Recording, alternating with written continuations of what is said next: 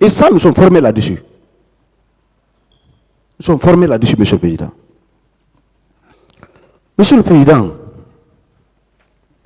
on vous parle toujours de la nullité par rapport à ces éléments. Monsieur le Président, l'ordonnance de renvoi qui vous a saisi le tribunal ici, Monsieur le Président, est conforme et prise conformément à la loi. Conformément aux dispositions de l'article 291 du Code de procédure pénale, Monsieur le Président. On a parlé de nullité. Oui, il peut y avoir de nullité, mais c'est lorsqu'il y a une règle substantielle qui a été violée. Quelle est la règle substantielle qui a été violée? Absolument pas. En tout cas, ça n'a pas été dit ici par la défense, Monsieur le Président. Vous prenez l'ordonnance de renvoi, tous les éléments, toutes les conditions sont réunies comme a été dit dans l'article 291 du Code de procédure pénale, Monsieur le Président. Tous les éléments. Alors, est-ce que c'est parce qu'un juge d'instruction a été mal désigné, ou parce qu'une ordonnance n'a pas été prise pour désigner un juge d'instruction, ou bien c'est parce qu'un décret a mal intervenu, ou bien parce que c'est un arrêté qui a nommé un magistrat? En quoi la nomination des magistrats est liée à la procédure que vous avez été saisi ici, Monsieur le Président? En quoi la nomination des magistrats, Monsieur le Président, a une incidence par rapport à la saisine régulière de votre tribunal? Absolument pas. Si la défense est en cours d'argument, Monsieur le Président, qu'il se taise. Qu'elle se taise, Monsieur le Président. Sinon, vous avez été saisi régulièrement par une ordonnance. Et mieux, tout à l'heure, la défense a dit que l'arrêt d'annulation est antérieur par rapport à l'ordonnance de renvoi. Ça devait attirer votre attention, Monsieur le Président, que l'arrêt est antérieur par rapport à l'ordonnance de renvoi. Donc cela veut dire que ce n'est pas cette ordonnance, Monsieur le Président, qui a été annulée. Ce n'est pas elle. Pas si c'est elle qui a été annulée, Monsieur le Président, l'arrêt devait être peut-être. C'est après l'ordonnance que vous devez avoir l'arrêt. Mais s'il dit que l'arrêt est antérieur par rapport à l'ordonnance de renvoi, cela veut dire que vous êtes régulièrement saisi, Monsieur le Président, par cette ordonnance de renvoi, qui respecte toutes les conditions réunies par l'article 291 du Code de procédure pénale, Monsieur le Président. Et il n'y a aucune violation de règle, d'une règle substantielle à la matière, Monsieur le Président. Toutes les conditions sont réunies. Monsieur le Président, comme mes collègues vont intervenir prendre la suite, je vous remercie. Merci, Monsieur le Président. À la suite donc de mon collègue, Monsieur le Président, je vais aussi développer ou insister sur un certain nombre de points qui constituent le noyau dur, n'est-ce pas, des arguments avancés de l'autre côté. Mais avant, Monsieur le Président, il importe de rappeler que nous avons suivi avec beaucoup d'amertume les interventions des avocats d'en face avec des arguments truffés de cacophonie, de redondance, Monsieur le Président, à la limite de discourtoisie. Oui. Et pour preuve, Monsieur le Président, vous avez été amené à rappeler, en tout cas tous ceux qui ont pris la parole de l'autre côté, à l'ordre. Ça veut dire que des propos qui ne sont pas admis dans les pratiques du palais ont été tenus de l'autre côté. Et il faut souvent s'en méfier, puisque c'est tendancieux. Comme je l'ai rappelé, Monsieur le Président, le noyau dur des arguments avancés de l'autre côté, c'est par rapport, c'est l'absence, n'est-ce pas, de cette ordonnance de désignation et qui a été le motif de l'annulation de l'arrêt comment on appelle ça, communiqué par la défense au cours de l'audience antérieure. Monsieur le Président, comme l'a rappelé mon collègue, l'ordonnance de désignation est un acte purement administratif et l'absence de cette ordonnance, Monsieur le Président, n'a aucune incidence sur la régularité de la procédure. En matière d'information, Monsieur le Président, en tout cas en ce qui concerne la saisine d'un juge d'instruction, le document le plus important et sans lequel aucune instruction ne peut être menée, c'est bien entendu le réquisitoire introductif d'instance. Vous remarquerez, Monsieur le Président, que dans les juridictions où il n'y a qu'un seul juge d'instruction, cette ordonnance de désignation ne peut être usitée. Mais oui, c'est pour vous dire que c'est un acte d'administration judiciaire qui permet au président de contrôler ou d'avoir un regard sur les juges, sur les activités, n'est-ce pas, des juges d'instruction, pour soustraire aussi, Monsieur le Président, les juges d'instruction de l'influence, entre guillemets, du parquet. Et cette disposition, cette innovation, Monsieur le Président, est venue pour pallier aux difficultés qui ont été relevées par le passé, où le procureur de la République pouvait directement saisir de préférence tel juge d'instruction pour des considérations personnelles ou je ne sais quoi, subjectives, Monsieur le Président. Et l'ordonnance de désignation vient pour anéantir ces velléités, pas pour autre chose, Monsieur le Président. Si vous prenez les dispositions de l'article 60, vous comprendrez que le réquisitoire est toujours au centre. L'article 60 du Code de procédure pénale dispose: le juge d'instruction désigné par ordonnance du président ne peut informer qu'après un réquisitoire du procureur de la République ou une plainte avec constitution de partie civile.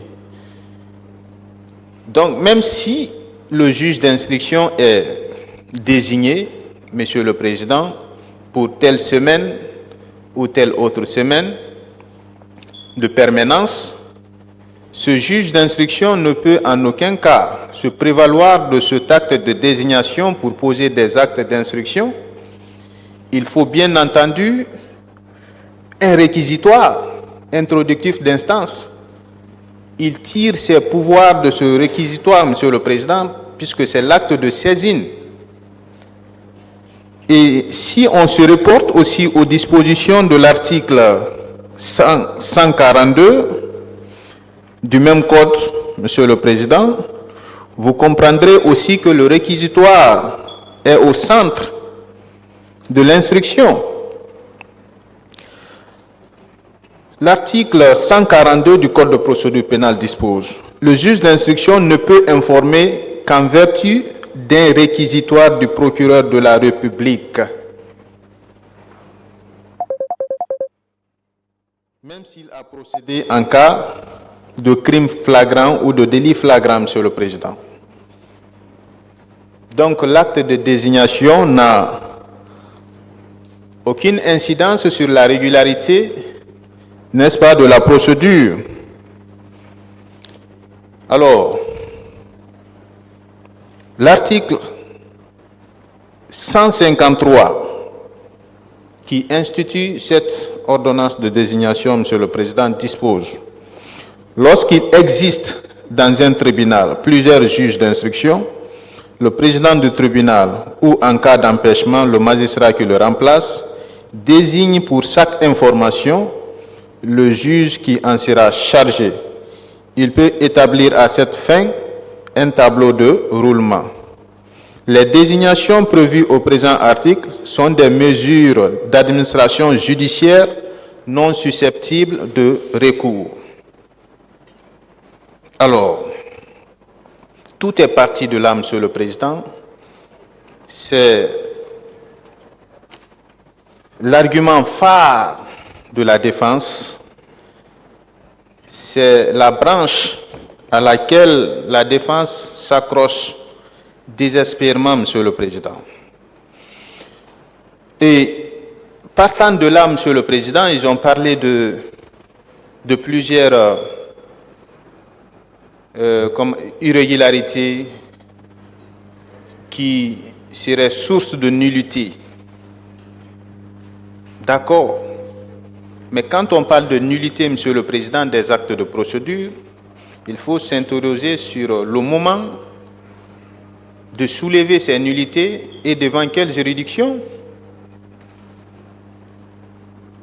Les nullités concernant les actes de procédure, Monsieur le Président, ne peuvent être soulevées que lorsque l'information est en cours. C'est ça en réalité.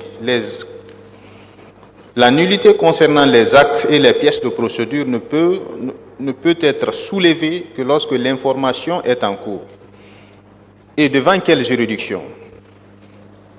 Bien entendu, c'est devant la chambre de contrôle de l'instruction. Mais vous n'êtes pas la chambre de contrôle de l'instruction, Monsieur le Président, à ce que je sache. On parle aussi d'annulation de la procédure dans son entièreté, Monsieur le Président. Et la seule disposition applicable en la matière, Monsieur le Président, il s'agit de l'article 396 du Code de procédure pénale qui dispose « L'accusé et le procureur de la République ne peuvent interjeter appel contre les actes de procédure et l'ordonnance de renvoi qu'après le jugement de condamnation. La demande en nullité de l'ordonnance de renvoi ne peut être formée que dans les cas suivants. » Et, Monsieur le Président, je pense que c'est sur ces 5 points-là que les débats devaient être axés. Ah oui, puisque cette disposition est soulevée devant, comment on appelle ça, est applicable devant le tribunal criminel concernant l'annulation d'une ordonnance de renvoi. Puisque c'est ce qu'il s'agit. Il s'agit d'obtenir de l'autre côté l'annulation de l'ordonnance de renvoi, Monsieur le Président.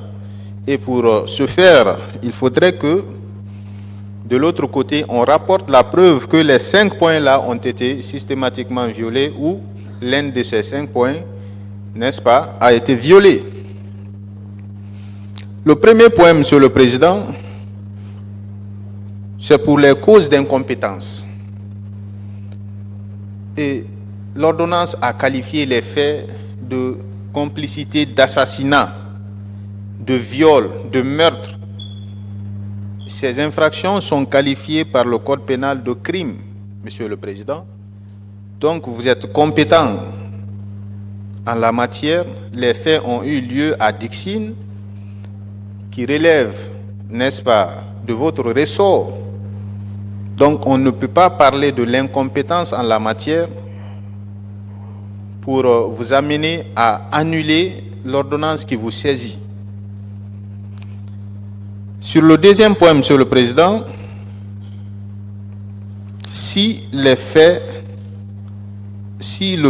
n'est pas qualifié de crime par la loi, et je viens d'effleurer la question, Monsieur le Président, je passe donc au troisième point. Si le ministère public n'a pas été entendu, le ministère public ne s'est jamais plaint, puisqu'il a été entendu.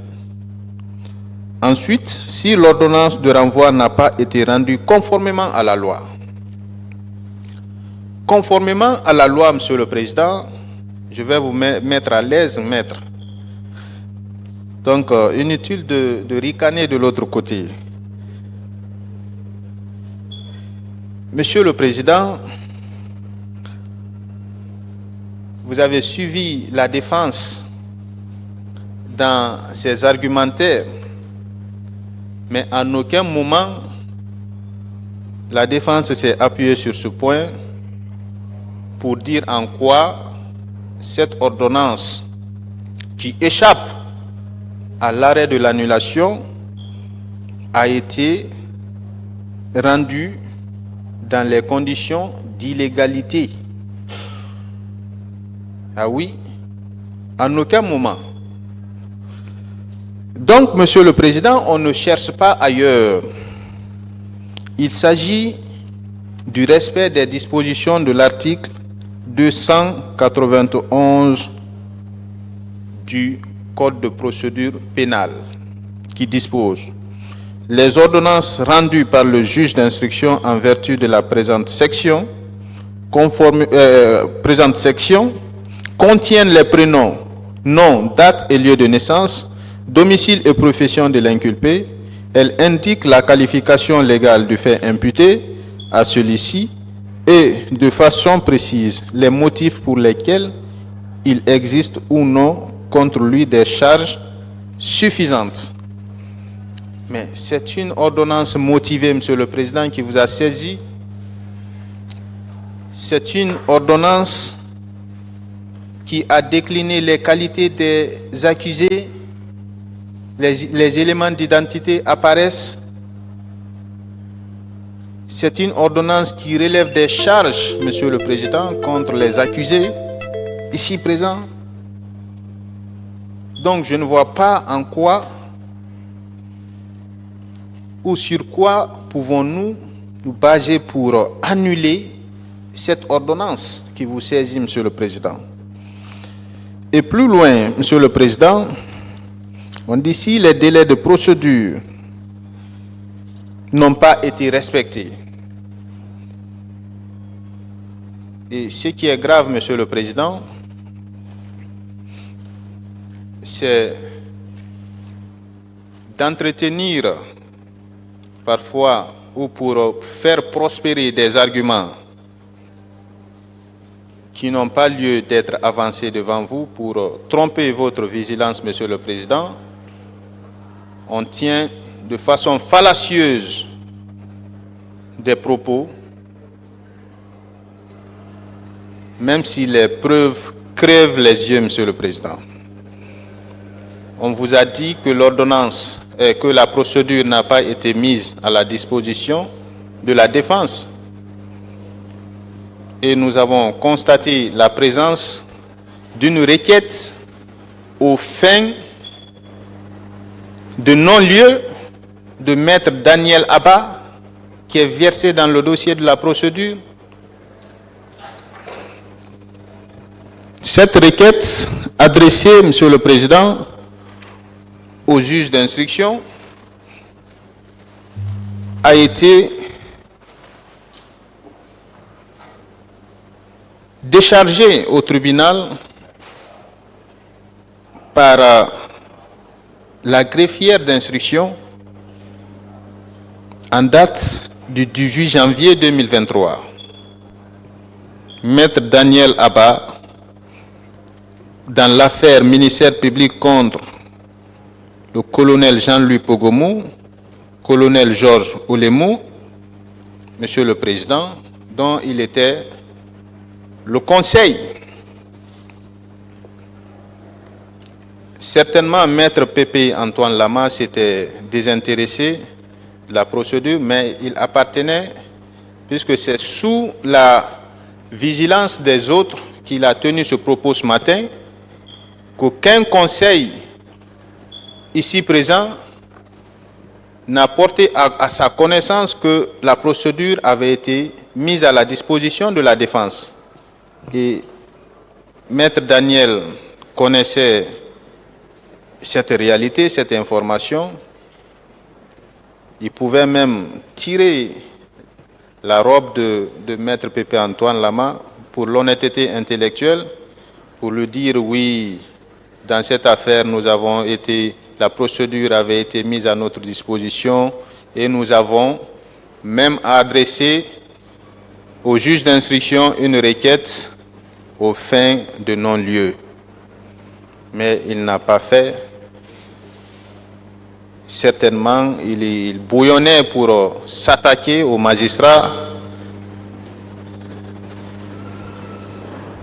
Monsieur le Président, si on est passionné dans la gestion d'une procédure, il y a des choses qui passent inaperçues, qui échappent à votre attention, et l'objectif, Monsieur le Président, sera raté. Donc, il y a plusieurs manières de perdre son droit, le procès. Lorsque vous ne soulevez pas des questions à temps, lorsque vous vous adressez au mauvais juge, lorsque le droit n'est pas aussi fondé, Monsieur le Président. Et vous comprendrez, Monsieur le Président, que la demande de nullité soulevée dans cette affaire ne saurait prospérer pour les arguments que nous venons de développer. Et à ma suite, certainement, Monsieur le procureur de la République aura aussi à avancer, à appuyer ses arguments pour réitérer notre position de rejet pur et simple de cette demande de nullité soulevée par la défense.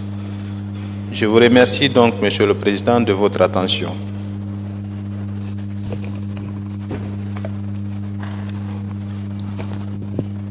Merci, Monsieur le Président, honorables assesseurs. À la suite donc de mes éminents collègues, on n'a plus grand-chose à dire, Monsieur le Président, puisque nous avons produit des conclusions. Nous allons prendre tout le temps. D'ici l'audience prochaine, nous allons répondre point par point tous les arguments qu'ils ont eu à soulever dans ces conclusions et nous leur ferons comprendre qu'ils se sont lourdement trompés parce que cette procédure-là a été menée dans les règles de l'art. Mes collègues l'ont déjà dit, l'article 282 du Code de procédure pénale qui permet au greffier d'instruction de tenir le dossier à la disposition de toutes les parties 3 jours avant a été bel et bien respecté. Il y a un acte au dossier qui atteste que le dossier a été tenu à disposition, mais aussi il y a eu même des réactions par rapport à cela. Cela veut dire, Monsieur le Président, que le juge d'instruction a agi conformément à la loi et l'ordonnance qui a été rendue, c'est cette ordonnance-là qui vous saisit. Aujourd'hui, on est en train de crier à la nullité de la procédure parce que, comme il a été dit depuis le premier jour, tantôt il parle de nullité de procédure, tantôt il parle de nullité d'ordonnance. L'ordonnance qui vous saisit, Monsieur le Président, nous ce qui est évident, tous ces arguments-là seront balayés d'un revers de la main parce que nous allons produire des réquisitions d'ici la semaine prochaine qui vont sans nul retenir l'attention du tribunal. Je vous remercie. La partie civile.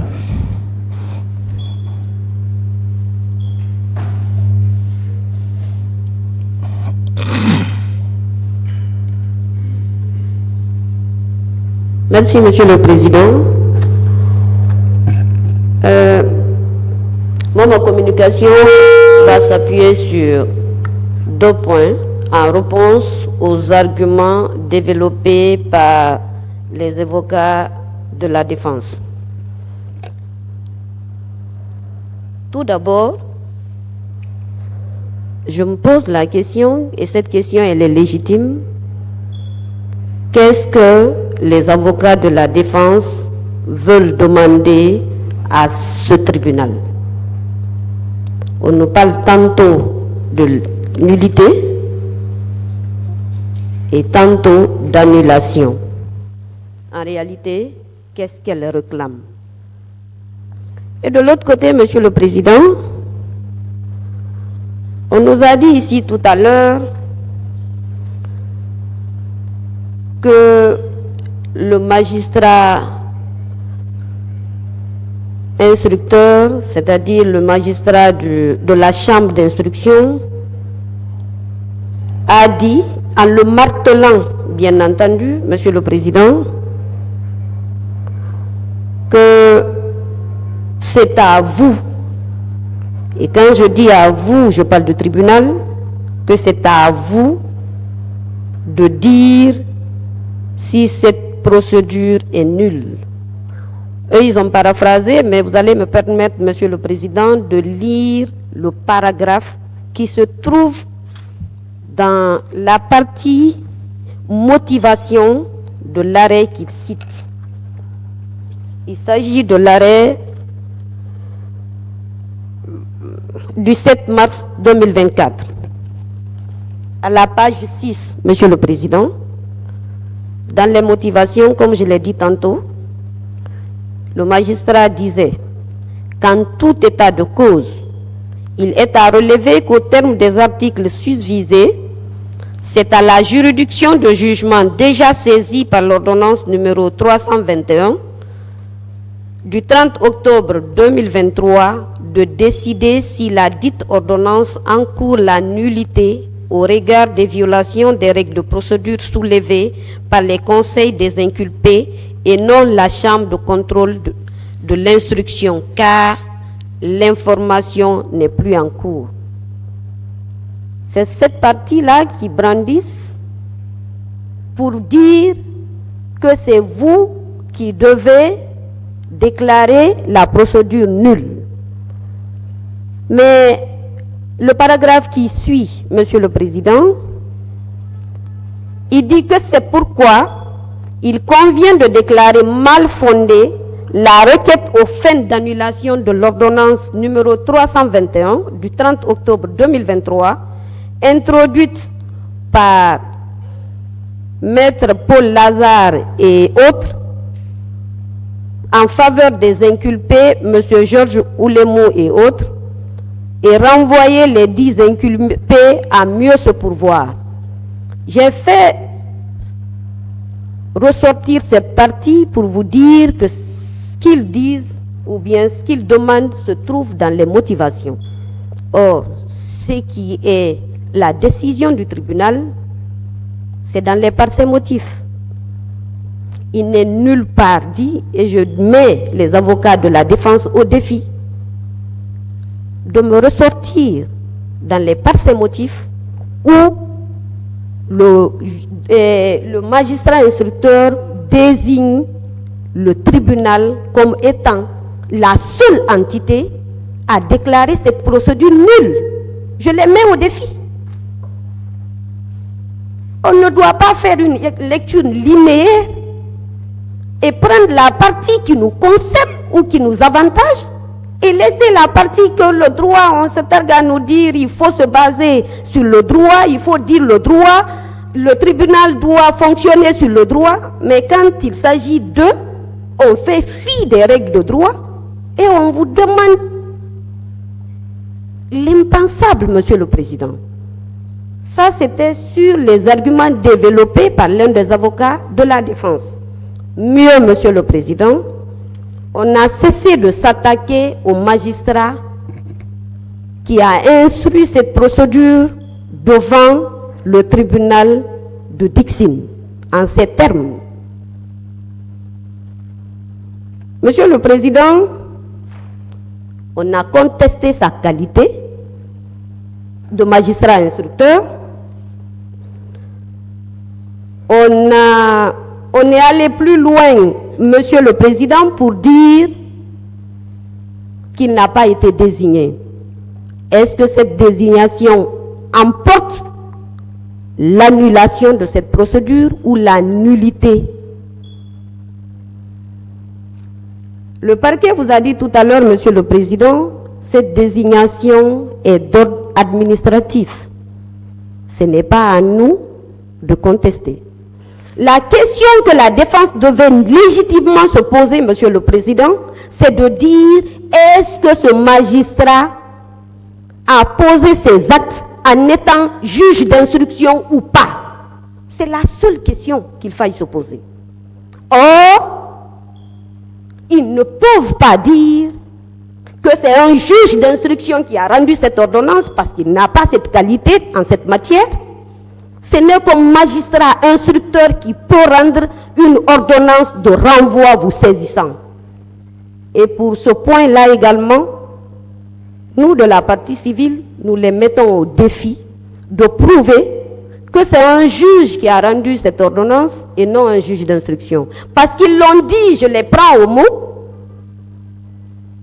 qu'il n'est même pas juge, c'est-à-dire qu'il dénie à ce magistrat sa qualité même de juge d'instruction. C'est eux qui l'ont dit. Et heureusement, on ne peut pas dire que cela n'est pas, parce que les instants ici dans ce tribunal sont conservés pour la postérité, Monsieur le Président. Monsieur le Président, ils vont encore plus loin. Ils disent que le magistrat qui a rendu cette ordonnance est venu en remplacement d'un autre magistrat. Et ce magistrat qui l'a remplacé avait rendu déjà une autre ordonnance. Ce magistrat était un juge ou bien était un juge d'instruction? Quand on fait une demande, on doit donner les moyens de sa politique. Monsieur le Président, nous ne sommes pas là aujourd'hui pour dire que tel est magistrat ou pas. Nous savons tous qui doit poser certains actes. Et si on les pose, nous avons des délais. Nous avons les moyens, nous avons les instances pour attaquer les actes posés. Et en ce qui vous concerne, la loi vous donne la possibilité de déclarer que votre saisine n'a pas été faite dans les règles de l'art, mais en vous basant strictement sur les dispositions de la loi. Tant que ces dispositions, je ne vais pas revenir là-dessus, n'ont pas été violées, en aucun cas, tout au moins, vous ne pouvez pas déclarer que cette procédure est nulle ou bien déclarer l'annulation tant que la loi ne vous donne pas une assise juridique. Merci, Monsieur le Président.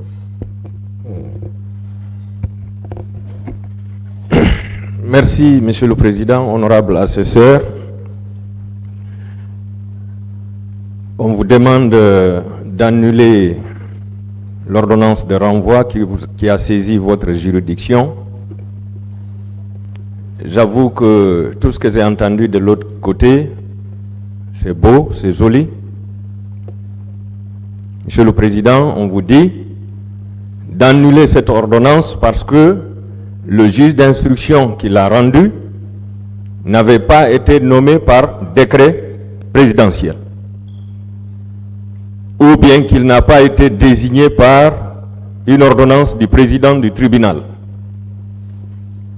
La question que je me pose, Monsieur le Président, pourquoi ils se sont constitués devant un tel juge qui n'a été ni nommé par décret, ni été désigné par une ordonnance du président du tribunal?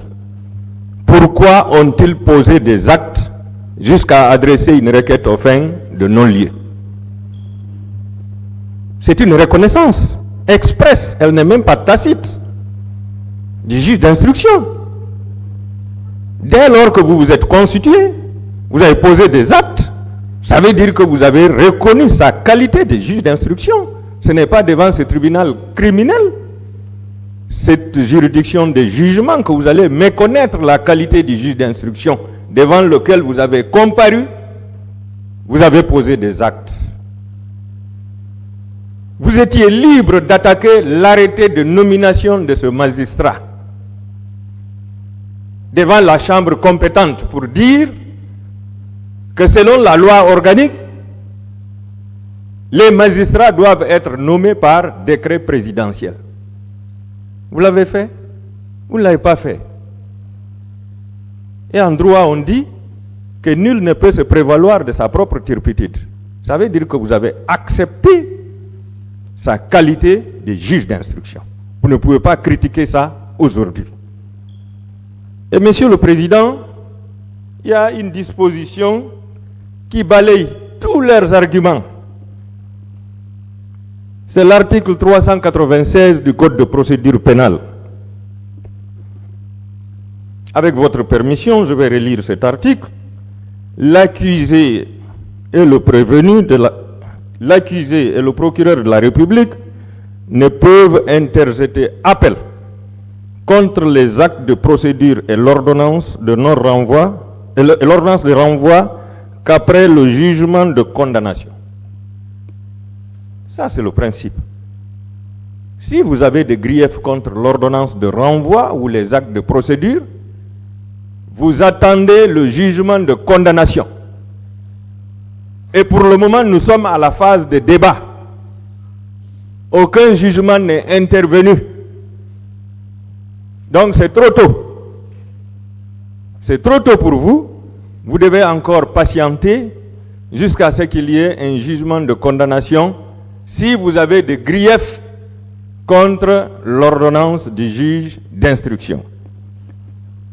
Et lorsque vous lisez devant, le législateur a ouvert un éventail de causes pour lesquelles on peut demander l'annulation de la procédure ou de l'ordonnance de renvoi du juge d'instruction. La demande en nullité de l'ordonnance de renvoi ne peut être formée que dans les cas suivants. 1. Pour les causes d'incompétence. Donc c'est devant ce magistrat d'appel que vous devez démontrer que le juge qui a rendu cette ordonnance était incompétent, malgré que vous ayez reconnu sa compétence. Vous l'avez reconnu. 2. Si le fait n'est pas qualifié de crime par la loi, vous voulez dire devant ce tribunal que les actes qui ont été perpétrés le 28 septembre 2009 au stade et dans les quartiers environnants ne sont pas des crimes? Vous voulez dire ça au peuple de Guinée et à l'opinion internationale? Que les meurtres, les viols, les tortures, les violences contre les femmes, que toutes ces infractions, que tous ces faits ne sont pas des infractions, vous allez dire? C'est grave.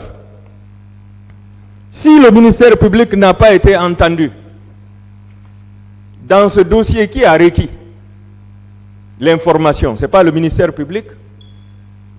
Qui a requis le renvoi devant ce tribunal criminel? Ce n'est pas le ministère public. Vous voulez dire que le ministère public n'a pas été entendu dans cette affaire? 4. Si l'ordonnance de renvoi n'a pas été rendue conformément à la loi, vous-même, vous avez écrit, le dossier a été mis à votre disposition pour compulsion. Vous avez compulsé le dossier avant que le dossier ne soit transmis au ministère public pour son réquisitoire définitif. Vous ne pouvez pas dire que cette ordonnance a été rendue en violation de la loi, alors que tous les actes de procédure ont été faits devant vous et avec vous, chers confrères. Si les délais de procédure n'ont pas été respectés, je n'ai jamais entendu ici que les délais n'ont pas été respectés. Donc, Monsieur le Président, c'est un faux débat qui a été soulevé ici et qui est en train d'être répété aujourd'hui tous les arguments qui avaient été soulevés ici le premier jour, Monsieur le Président, ce sont ces arguments qui sont en train d'être répétés. Puisque le Code de procédure pénale n'a pas suffi pour convaincre le tribunal, il faut ouvrir la Constitution encore. Monsieur le Président, le législateur a limité les cas dans lesquels on peut exercer une voie de recours contre l'ordonnance de renvoi ou contre les actes de procédure. Et le législateur a désigné la juridiction compétente. Comme le ministère public le disait tout de suite, nous ne sommes pas devant la chambre de contrôle et d'instruction. Nous sommes devant le tribunal criminel de Dixine. Monsieur le Président, qu'on ne prenne pas tout votre temps ici pour ce faux débat, Monsieur le Président. Je pense qu'ils ont acquiescé d'être dans cette procédure, de suivre cette procédure, de poser des actes jusqu'à ce que l'ordonnance ait intervenu, Monsieur le Président. Je vous prie de rejeter l'ensemble de leurs demandes et d'ordonner la continuation des débats. Je vous remercie, Monsieur le Président.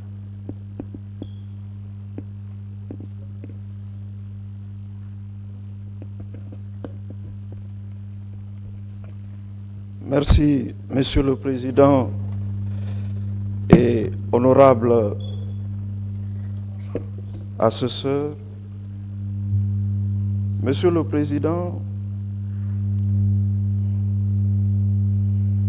le camp adverse, donc la défense,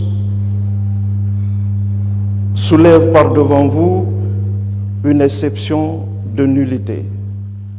On vous demande de déclarer nulle l'ordonnance de renvoi qui vous saisit pour cause, dans un premier temps, d'incompétence et dans un second temps, pour la violation de la loi.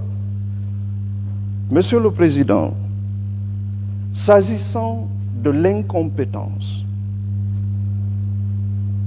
on vous dit que le juge d'instruction qui a rendu l'ordonnance de renvoi qui vous saisit est incompétent. Monsieur le Président, honorable assesseur, là-dessus, nous ne sommes pas d'accord. Permettez-moi, Monsieur le Président, de vous faire la lecture de l'article 61 du Code de procédure pénale. L'article 61, Monsieur le Président, dispose: sont compétents le juge d'instruction du lieu de l'infraction, celui de la résidence de l'une des personnes soupçonnées d'avoir participé à l'infraction, celui du lieu d'arrestation ou de détention ou d'une de ces personnes, même lorsque cette arrestation ou cette détention ont été opérées pour une autre cause. Monsieur le Président, en l'espèce, les crimes dont fait allusion cette ordonnance de renvoi ont été commis dans la commune de Dixine, donc c'est-à-dire le ressort du tribunal de première instance de Dixine. Et l'ordonnance qui a été rendue par le doyen des juges d'instruction du tribunal de première instance de Dixine. Ça veut dire que le juge d'instruction qui a rendu l'ordonnance est bel et bien compétent. Mais on cherche à motiver cette demande de nullité en disant qu'il n'y a pas eu une ordonnance de désignation de ce magistrat. Mais je rappelle, Monsieur le Président, que dans un premier temps, il y a eu un magistrat, en l'occurrence le Monsieur Sako Kondé, qui était le doyen des juges d'instruction. Donc le juge d'instruction, Monsieur Morlaï, qui a rendu l'ordonnance de renvoi qui vous saisit, est venu en remplacement du premier juge. Donc en tant que doyen des juges d'instruction. Donc s'il y a eu une ordonnance de désignation pour le premier juge, le second qui est venu en remplacement du premier a hérité de ce dossier. Ce qui veut dire, Monsieur le Président, qu'il est suffisamment compétent à rendre la décision qu'il a rendue. Monsieur le Président, par ailleurs, on vous dit que l'ordonnance n'a pas été rendue conformément à la loi. Conformément à la loi, d'autres vont penser que ce n'est pas précis, que c'est un fourre-tout, on peut tout se permettre. On peut mettre tout dedans. Mais la loi, elle est très alerte, Monsieur le Président. La loi, en l'espèce, a bien précisé c'est quoi conformément à la loi.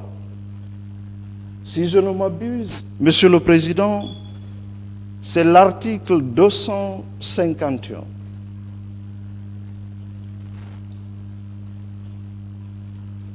Non.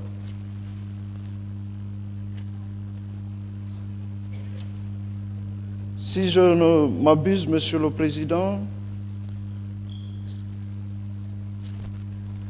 l'ordonnance, je ne me retrouve pas dans mes notes, l'ordonnance qui a été rendue est conforme à la loi.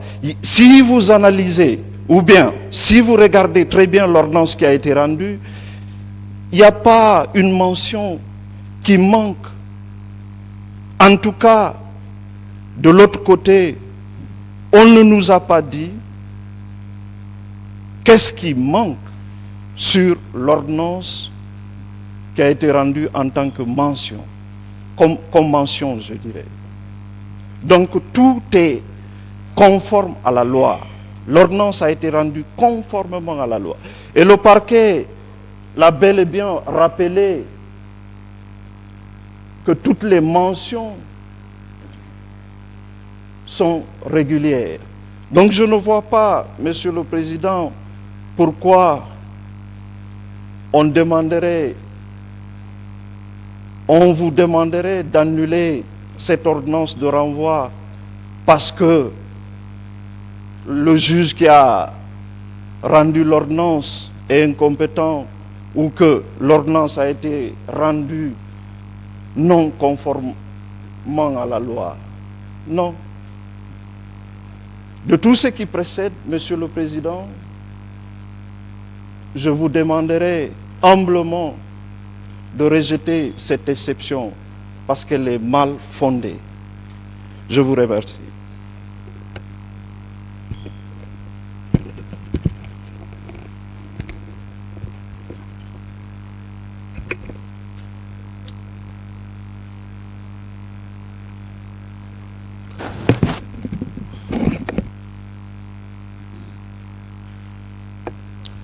Je vous remercie, Monsieur le Président, de m'avoir donné la parole pour dire un mot sur cette demande de nullité qui a été soulevée par la défense. Bien sûr que nous entendons répondre aussi par écrit parce que nous avons reçu leurs écritures. Alors, Monsieur le Président, je voudrais juste répondre à quelques points. D'abord, il soulève la nullité de la procédure en se fondant sur l'article 396 du Code de procédure pénale. Mais à la lecture de cette disposition, vous allez vous en rendre compte, Monsieur le Président, qu'il y est clairement indiqué que c'est seulement après le jugement de condamnation Pour le moment, en ce que nous sachons, il n'y a pas de jugement de condamnation, Monsieur le Président. Ensuite, il se fonde sur le fait que le juge d'instruction qui a travaillé dans ces dossiers n'aurait pas été désigné par le président du tribunal de première instance de Dixine. Mais outre le fait qu'il est clairement indiqué à l'article 153 qu'il n'y a pas de recours contre les situations concernant la désignation des juges d'instruction par le président du tribunal, Monsieur le Président, mais aussi la nullité qui est évoquée à l'article 396 trouve sa précision au niveau de l'article 276 du Code des procédures pénales. À cet article, il est clairement indiqué que la nullité de la procédure, Monsieur le Président, ne peut être invoquée. En tout cas, toutes les nullités prévues dans le cadre de l'instruction ne peuvent être invoquées que lorsqu'il y a violation d'une formalité substantielle, Monsieur le Président. Mais en l'espèce, est-ce qu'il y a violation d'une disposition substantielle, Monsieur le Président? La disposition substantielle, c'est celle-là qui protège les droits fondamentaux des parties, Monsieur le Président, organise l'équilibre de la procédure et protège la dignité des parties concernées. Mais dans le cas d'espèce, la désignation du juge d'instruction par le président du tribunal qui n'est qu'une mesure d'administration par laquelle le président répartit les dossiers d'instruction, cette mesure-là, est-ce qu'elle viole les droits des parties? Qu'est-ce que la défense et la partie civile, Monsieur le Président, vont avoir dans ça? Est-ce que l'équilibre a été brisé entre les parties? Si ce juge d'instruction n'a pas été désigné par le président du tribunal, cela l'est autant pour toutes les deux parties. Quelle est l'équité qui aurait été brisée ici, Monsieur le Président? Et mieux que ça, quel est le droit fondamental qui a été violé? Quel droit? On aurait souhaité que la défense nous dise que le fait que le magistrat instructeur n'aurait pas été désigné par le président du tribunal, cela aurait violé tel droit lié à elle. Est-ce que ça a empêché les inculpés de constituer les avocats? Est-ce que cela les a empêchés d'être entendus? Quel est le droit fondamental que cela a violé? Mais il n'y a aucun droit fondamental qui est en jeu. Et effectivement, c'est parce qu'il n'y a aucun droit fondamental qui soit en jeu que l'article qui prévoit cette répartition a tenu à préciser qu'il n'y a pas de recours. Si les droits fondamentaux des parties concernées étaient en jeu, on n'aurait pas fermé la voie à tout droit de recours, Monsieur le Président. Donc vous comprendrez par là, Monsieur le Président, que cela ne tient pas. On ne peut pas se fonder sur les dispositions des articles 396 et l'article 276 en l'espèce et l'article 153, il faut que je le précise, pour soulever l'annulation de la procédure ou l'ordonnance de renvoi devant votre juridiction.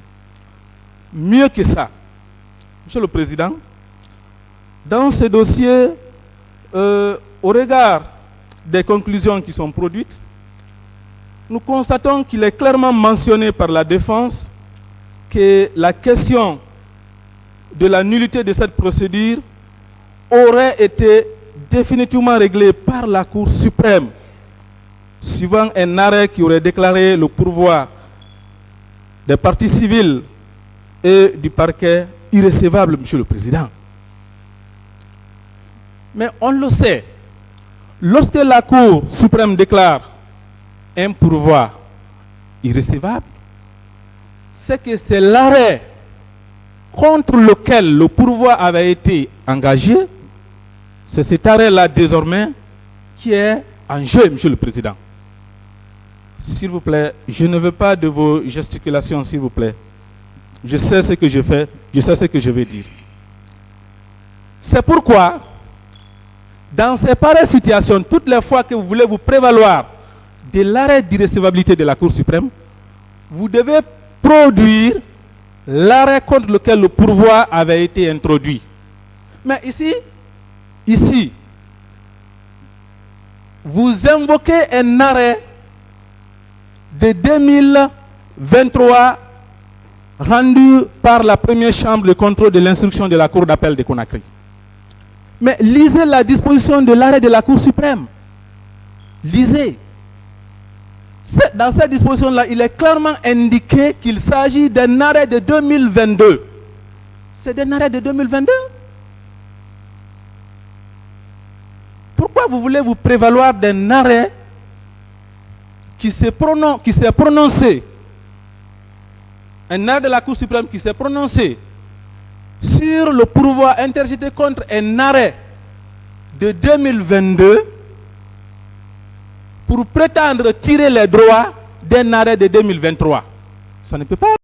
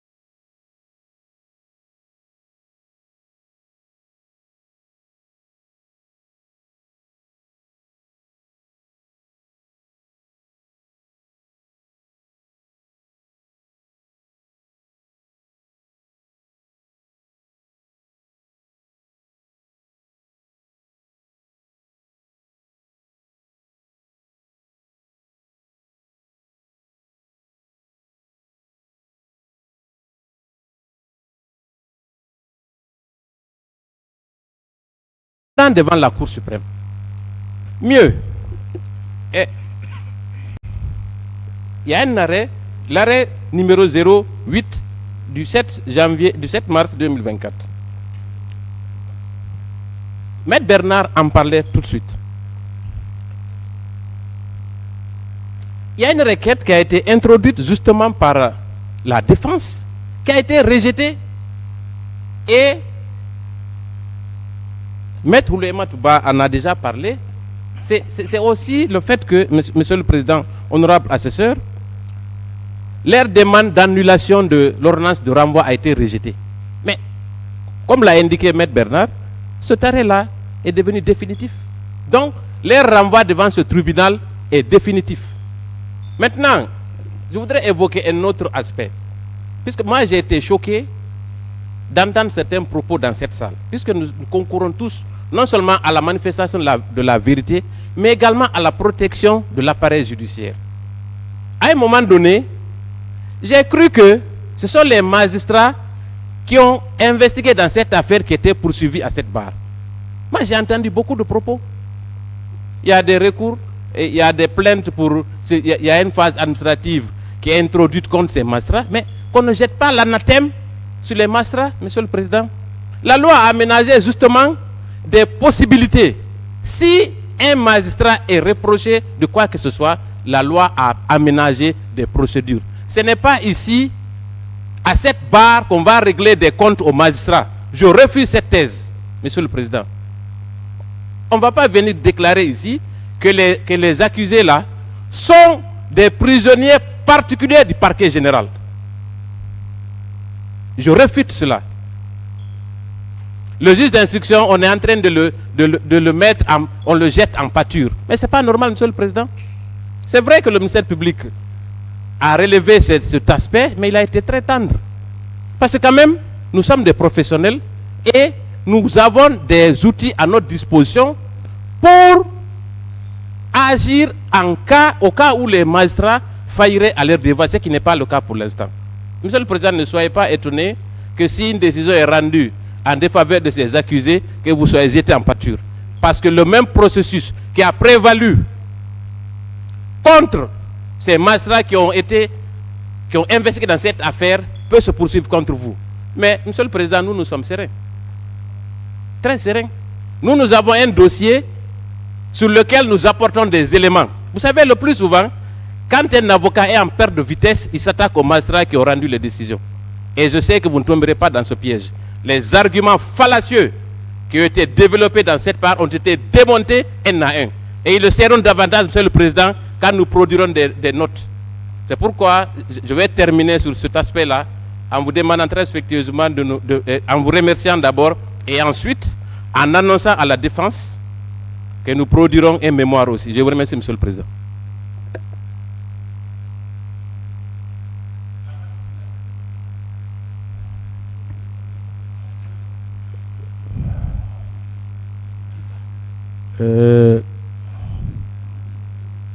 Maître Abba,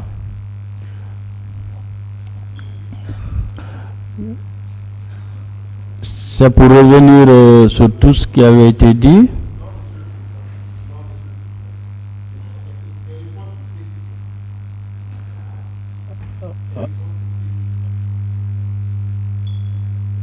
Je ne voudrais pas quand même interrompre une partie pendant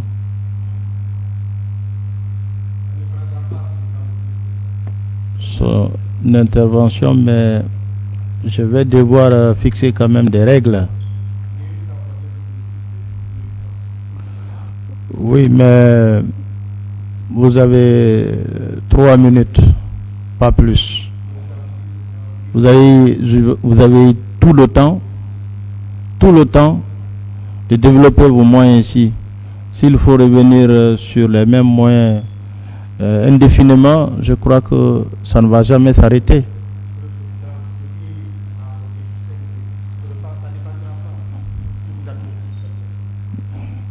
Allez-y. Merci, Monsieur le Président. Allô?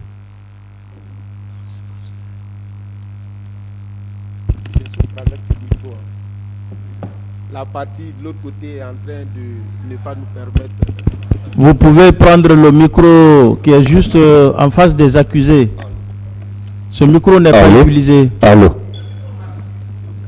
Voilà. Merci, Monsieur le Président. Bien que la partie civile refuse de souffrir à ce que nous répondions. Monsieur le Président, la partie civile confond drastiquement l'annulation qui a été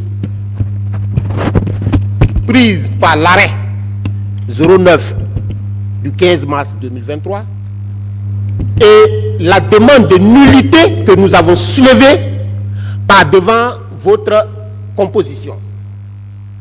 Monsieur le Président, la question de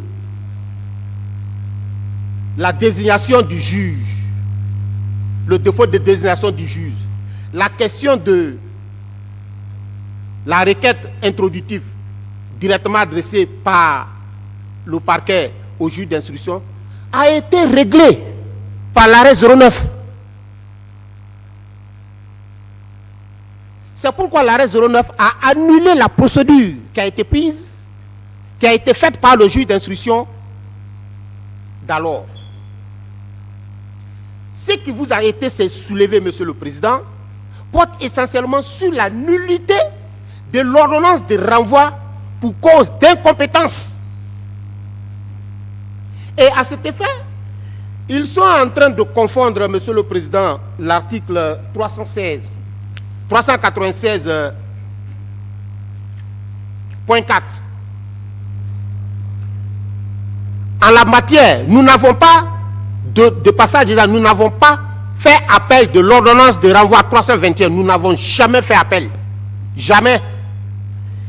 L'article 396, alinéa 4, est très clair.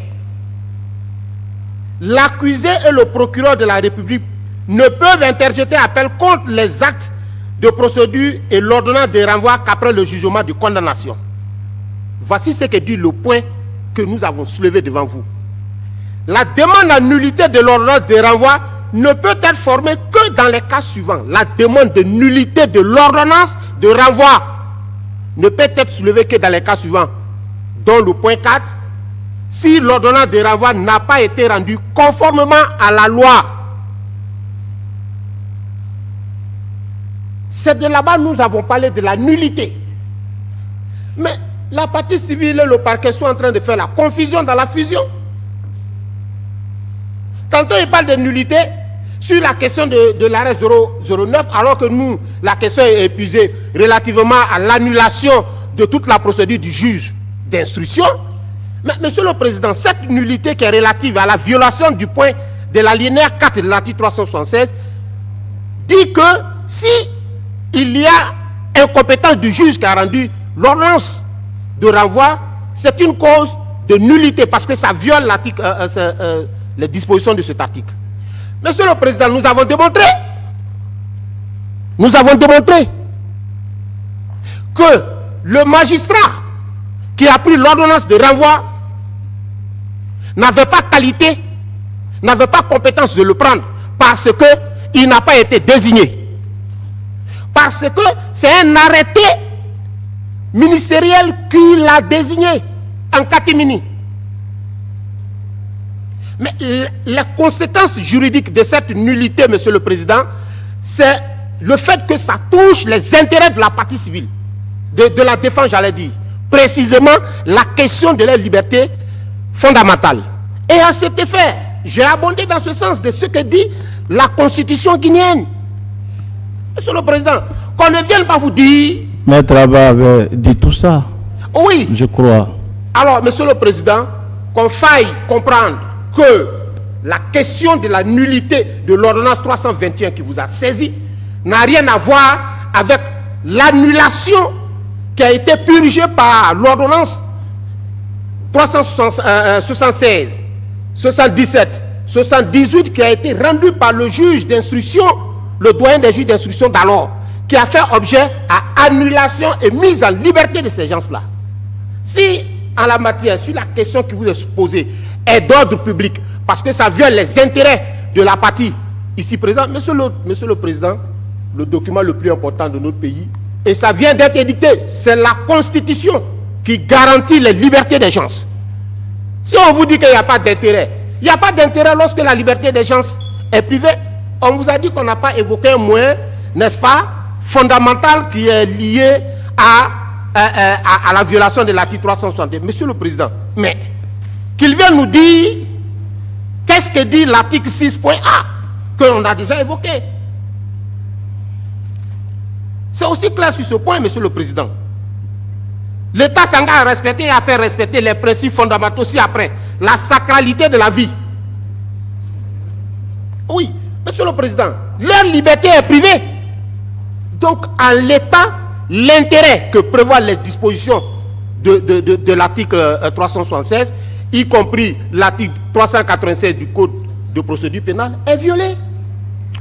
Les 5 minutes sont épuisées. Voilà les intérêts qu'on peut soulever et je vous remercie.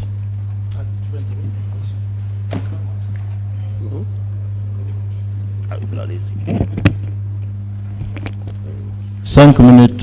5 minutes, c'est trop, Monsieur le Président. Je vous en prie. Monsieur le Président, honorable assesseur, je voudrais faire une précision quant à la confusion que le parquet est en train de créer relativement aux actes que la défense a eu à poser, Monsieur le Président. Monsieur le Président, j'ai dans mon dossier le réquisitoire introductif d'instance qui date du 7 novembre 2022, Monsieur le Président. Et j'ai également les différentes requêtes, dont la requête aux fins de non-lieu et de liberté totale du 18 janvier 2023, celle du 25 janvier 2023 et la troisième du 23 janvier 2023 des différents conseils, Monsieur le Président. C'est pour des questions de temps relativement à ce qui est de la mise à disposition qu'on parle dans le dossier, Monsieur le Président. Donc, les demandes ou les requêtes déposées par la défense sont de janvier 2023.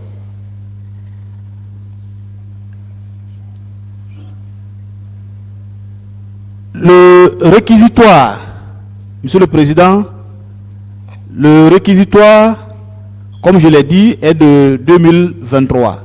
Et l'ordonnance, Monsieur le Président, qui a renvoyé nos clients devant la juridiction criminelle, Monsieur le Président, je veux parler de l'ordonnance numéro 321. L'ordonnance numéro 321, Monsieur le Président, est du 30, je sors la date, Monsieur le Président, est du 30 octobre 2023. Et avant cette ordonnance, Monsieur le Président, il y a le réquisitoire définitif. Le réquisitoire définitif qui est du 21 février 2023. Monsieur le Président, ils sont en train de confondre. Ils sont en train de confondre que les requêtes déposées par la défense, Monsieur le Président, relativement au non-lieu et à la remise en liberté, seraient consécutives à la mise à disposition. Monsieur le Président, je suis dans mon dossier.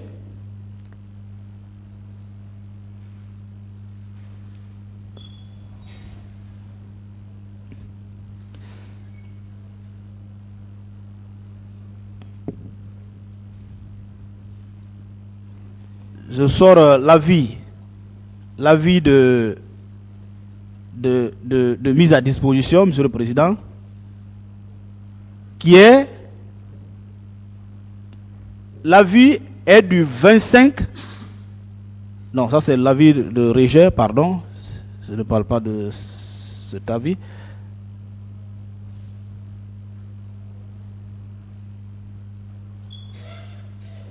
Voilà. L'avis est du 6 février 2023, Monsieur le Président. Du 6 février 2023. L'avis est postérieur à la requête ou aux requêtes de non-inculpation et de demande de mise en liberté, Monsieur le Président. Comme pour dire que l'avis n'est pas intervenu parce que le dossier avait été mis à la disposition de la défense. Je dis, les requêtes n'ont pas été déposées parce que le dossier avait été mis à la disposition de la défense. Non. Les requêtes sont intervenues juste après l'inculpation des trois accusés ci présents, Monsieur le Président. Juste après leur inculpation. C'est en ce moment que les requêtes ont été déposées. Donc, qu'on ne confonde pas que c'est à l'issue de la mise à disposition du dossier que ces requêtes ont été déposées. Non. Non, Monsieur le Président.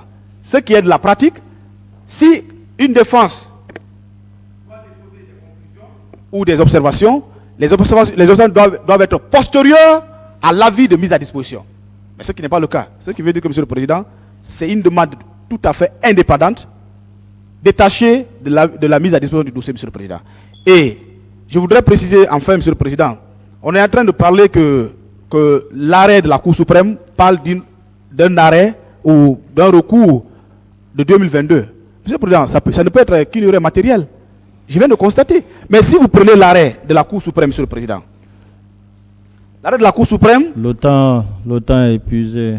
Maître, oui, juste, c'est le dernier point, Monsieur le Président. Non, passez le micro, s'il vous plaît. Merci, Monsieur le Président. Je pense que j'aurai une rallonge puisque depuis le matin, je n'ai pas pris la parole, Monsieur le Président. Je ne voudrais pas... Oui. Je pense que c'est une défense unie. Hein? Je pense que c'est une défense unie. La défense, elle est unie. Oui, Monsieur le Président. Alors, vous n'avez que 5 minutes, Maître Béa. D'accord. Pas plus. Je vais vite aller. Je ne voudrais pas prendre la parole, Monsieur le Président, mais les propos amphigoriques entendus de l'autre côté m'amènent à vous demander la parole. Merci de me l'avoir donné, Monsieur le Président, honorable du tribunal. Monsieur le Président, ce débat me rappelle la genèse du juge.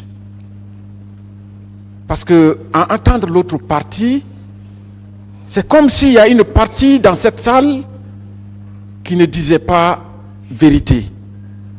Et quand c'est comme ça, il faut une tierce personne, le juge indépendant, pour départager les parties.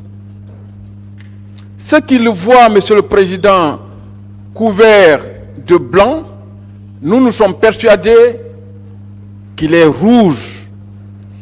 Il vous revient alors, Monsieur le Président, de nous départager. Monsieur le Président, quelle est la base de notre demande? Puisque de l'autre côté, la semaine dernière, ils ont essayé de vous faire savoir que la notion de prescription que nous avions soulevée ne pouvait pas tenir du moment où il y a eu des poursuites judiciaires. C'est scandaleux et dangereux, Monsieur le Président, pour la sécurité des citoyens. Ils veulent vous dire que même après 9 ans, quelqu'un peut sortir de nulle part pour dire oui, lui, il était au 28 septembre, et donc une information judiciaire peut être ouverte. La loi a dit que c'est 10 ans. Il faut quand même qu'on ait l'élégance de respecter nos législateurs. C'est la loi qui le dit, l'article 3 du Code de procédure pénale. Monsieur le Président, on a tout attendu de l'autre côté. Mais ce qu'on ne vous dit pas, c'est cette disposition. La compétence de vos tribunaux à statuer sur les demandes liées à la régularité de la procédure qui vous saisit. Monsieur le Président, on vous dit non, quelle est la base légale qui vous amène à déclarer cette ordonnance-là nulle? Je les renvoie, Monsieur le Président, aux dispositions transitoires finales de notre Code de procédure pénale. Si vous me permettez, j'en fais lecture, Monsieur le Président. L'article 1251. En cas de violation des formes prescrites par la loi, à peine de nullité ou d'inobservation des formalités substantielles, toute juridiction, y compris la Cour suprême. La loi dit que toute juridiction, y compris la Cour suprême. Donc votre juridiction fait partie, selon ce syllogisme juridique, Monsieur le Président, qui est saisie d'une demande d'annulation ou qui relève d'office une telle irrégularité, ne peut prononcer la nullité que lorsque celle-ci a eu pour effet de porter atteinte aux intérêts de la partie qui les invoque ou qu'elle concerne. Une question est de savoir, est-ce que l'irrégularité que nous dénonçons, Monsieur le Président, a porté atteinte aux droits des accusés qui sont devant vous? Ils ne devaient même pas être appelés accusés, ils devaient être appelés inculpés, mais on leur a collé cette qualification parce que le parquet a voulu les renvoyer devant une juridiction de jugement. Mais bien sûr, la réponse est affirmative, Monsieur le Président. Cette irrégularité a porté atteinte à leurs droits parce que depuis 2022, ils doivent être dehors, ils doivent être libres. Monsieur le Président, est-ce que la Cour suprême a tranché cette affaire? Bien sûr, l'arrêt numéro 08 du 29 juillet 2025, la Cour suprême a rejeté le pourvoi du procureur général, irrecevable. Quand c'est comme ça, Monsieur le Président, mais on ne peut pas encore dire que la plus haute juridiction où il y a des magistrats qu'on appelle des sages, ont fini de trancher dans une affaire, elle vous dit que ça, elle est nulle. Vous refusez et vous prenez ce dossier-là, vous dites non, il faut le renvoyer. Ils n'ont pas posé le problème de droit, Monsieur le Président. Parce que si le problème de droit avait été posé, je pense que la solution serait là. On vous dit, donnez-moi les faits, je vous donne le droit applicable. Est-ce que l'ordonnance issue d'une procédure annulée, quel est le solde d'une ordonnance issue d'une procédure annulée? C'est le débat qui est là, Monsieur le Président. Quel est le sort de l'ordonnance de renvoi issue de la procédure annulée? C'est le même dossier, Monsieur le Président. Le RG 1382/2022, le RI 116/2022. L'ordonnance de renvoi de non-lieu partiel, de requalification et de renvoi devant le tribunal, qui est dans ce dossier, Monsieur le Président, c'est cette même procédure qui a été annulée par la Chambre de contrôle de l'instruction. Qu'est-ce qu'on peut dire après l'annulation? Nous, on est accrochés à cette ordonnance, à l'arrêt numéro 09 de la Chambre, de la deuxième Chambre de contrôle de l'instruction. On est accroché à ça. Tant qu'il ne prouve pas une autre décision contraire à celle-là... Le temps est épuisé. Monsieur le Président... Il n'y aura pas de traitement de faveur. Maître Béa, s'il vous plaît. Passez le micro. Depuis ce matin, vous n'avez pas voulu parler. Vous avez préféré donner votre langue au chat. Je pense que les principes sont les principes. Vous avez 5 minutes, Maître Antoine. Merci, Monsieur le Président. La roue tourne. La roue de l'histoire tourne. Et elle tournera. Ceux qui sont en train de plaider l'illégalité de l'autre côté se retrouveront un jour face à la même chose contre leurs clients. Et je serai heureux d'assister à une telle scène. Monsieur le Président, honorables assesseurs, le parquet et le ministère public ont semé tellement de confusion dans ces débats qu'ils pensent vouloir mélanger le tribunal. Ils reviennent sur un débat déjà épuisé. Nous ne sommes pas là pour discuter de l'annulation ou non de la procédure. Ce débat est épuisé. C'est terminé. C'est derrière nous. C'est un acquis. Eux-mêmes ne contestent pas parce qu'il y a des décisions au dossier de la procédure qui tranchent.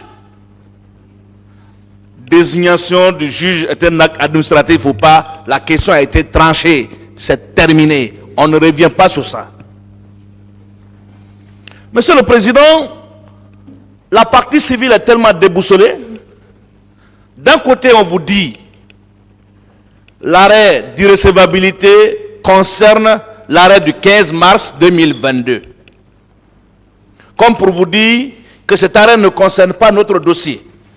Mais le 15 mars 2022, il n'y avait pas de procédure dans cette affaire. Ce n'est qu'une erreur matérielle au niveau de l'année. Au lieu de 2023, on a dit 2022. Ça arrive. Mais de l'autre côté, c'est la même partie civile qui vous dit, d'ailleurs, on a exercé un recours à révision contre l'arrêt là. Pourquoi vous avez exercé un recours à révision? Si vous estimez que l'arrêt là ne concerne pas ce dossier, pourquoi vous avez exercé ce recours à révision? C'est parce que ça vous gêne. Parce que ça gâte la procédure. Parce que ça empêche la poursuite des débats dans ce dossier. Monsieur le Président, l'arrêt du 15 mars 2023 a clos ce débat. Moi, je ne discute plus de ce qui concerne la nullité de la procédure avant l'intervention de l'ordonnance. La question principale a été posée par Maître David, de manière très éloquente d'ailleurs. Est-ce que c'est le même RP? Est-ce que c'est le même RI? C'est le même dossier. Et Monsieur le Président, comment allez-vous interroger ces accusés sur les procès-verbaux, sur les procès-verbaux d'audition, les procès-verbaux d'interrogatoire tirés d'une procédure annulée? Quand même, soyons sérieux. Monsieur le Président, je vais conclure parce que je veux respecter les 5 minutes. Pour enchaîner avec Maître David, pour répondre au cas d'en face, qui dit que cette violation ne nous cause pas préjudice. Dites-moi, et je demande au parquet de me dire, en vertu de quel titre ces 3 grands officiers sont en détention aujourd'hui? Ils sont en détention, selon vous, sur la base d'une ordonnance de placement en détention qui a été prononcée par le doyen des juges d'instruction, sur la base d'un mandat de dépôt, tiré d'une procédure annulée. Ça veut dire que tout homme, vous les retenez aujourd'hui sur la base de quoi? Sur la base de quoi? Monsieur le Président, quand on vous dit que cela ne nous cause pas préjudice, appréciez.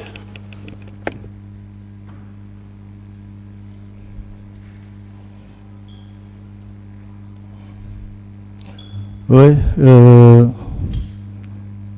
c'est bon. Le ministère public. La partie civile, c'est bon.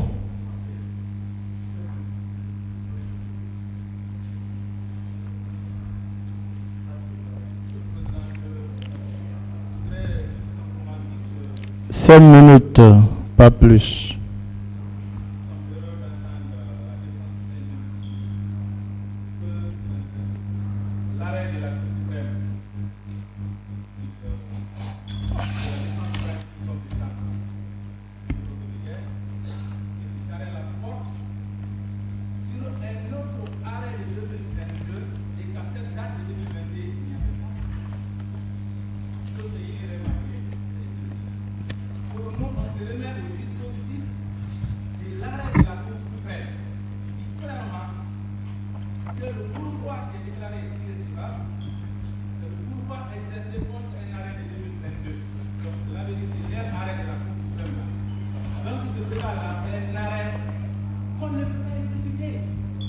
Vous ne pouvez pas vous en prévaloir, Monsieur le Président. Donc, sur ce, une nouvelle fois, nous vous prions très respectueusement de bien vouloir rejeter cette demande de nullité, surtout qu'il y a un aveu de la part de la défense par rapport à l'arrêt de la Cour suprême. Je vous remercie. C'est pas important. Quoi? Il va nous donner une date. C'est bon? Oui, c'est par rapport à notre droit de répondre aux écritures que nous avons reçues. Oui, simplement. Vous avez sollicité une semaine. Oui. C'est ça? Oui. Merci, Monsieur le Président. Mais le tribunal n'a pas rejeté cela. D'accord, merci. Qu'est-ce que vous voulez encore? Maître Béa. Maître Béa. Là, vous n'avez pas la parole en dernier, hein, parce que vous avez pris la parole en premier. C'est vous qui avez soulevé tout ce qui a été dit.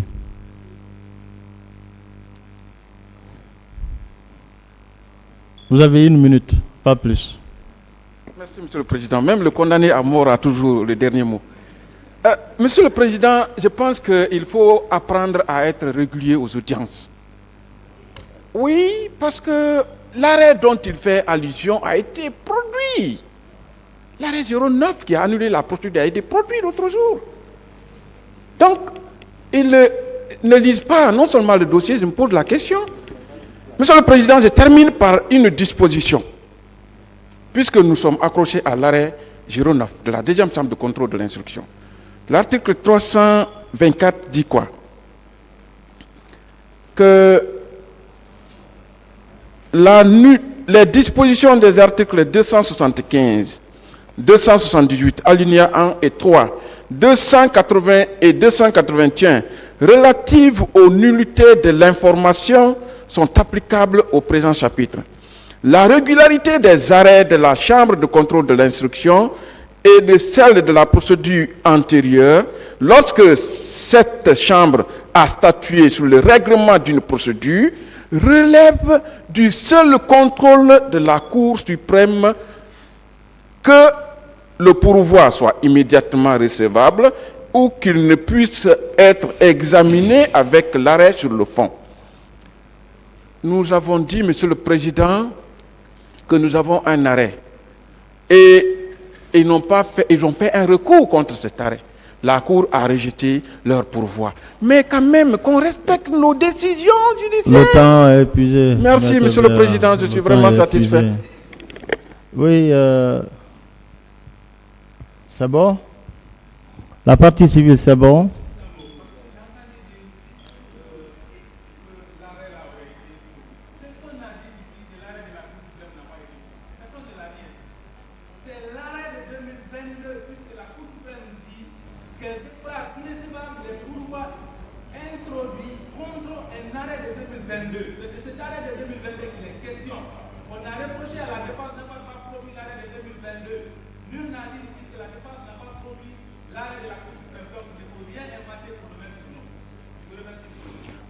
Alors,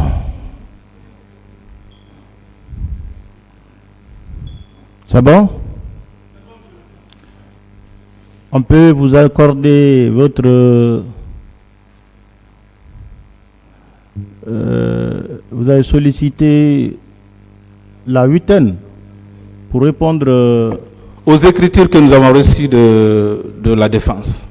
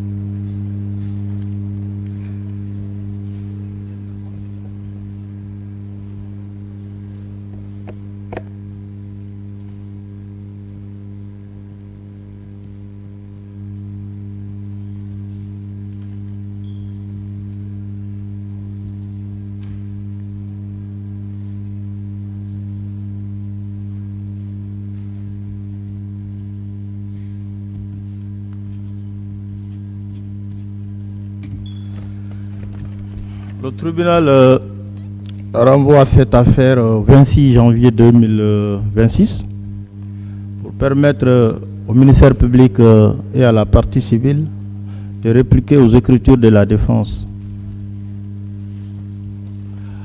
Monsieur Thomas Toiro, Monsieur Georges,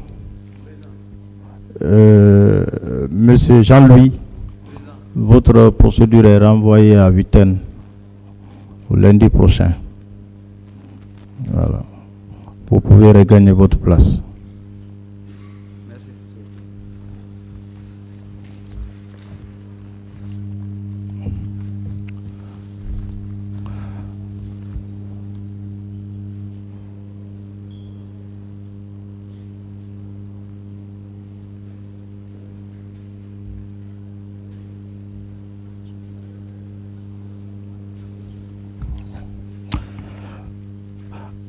Affaire ministère public contre monsieur colonel Bienvenu Lama.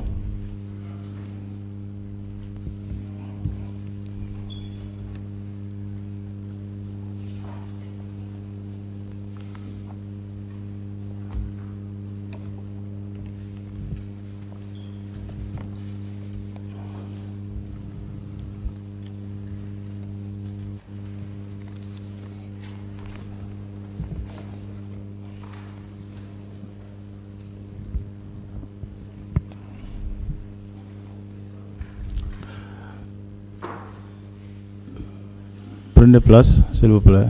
Merci, monsieur le président.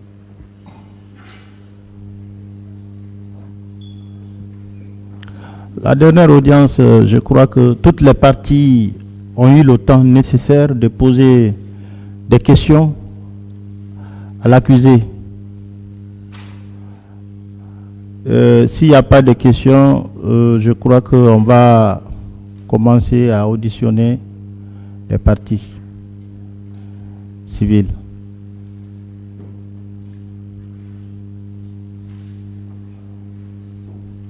Il y a plus.